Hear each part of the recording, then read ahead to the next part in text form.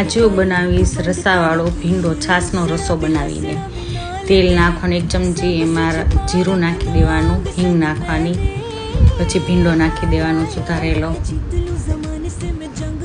એને તેલમાં ગળવા દેવાનું, પછી ઉતારી લેવાનું, સાઈડમાં મૂકીને બીજા લોયામાં તેલ નાખીને રાઈ, જીરું, હિંગ,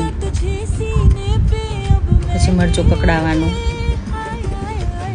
પછી ધાણા જીરું, હળદર, મીઠું નાખીને મસાલો પકાવવાનો. મસાલો પાકી જાય એટલે છાશમાં ચણાનો લોટ નાખીને છાશ નાખી દેવાની મસાલામાં. જેટલો રસો કરવો એટલી છાશ નાખવાની. પછી છાશ પાકી જાય એટલે આપણે જે ભીંડો કકડાયો હતો તેલમાં એ નાખી દેવાનો, એમાં કોથમીર નાખીને સર્વ કરવાનું.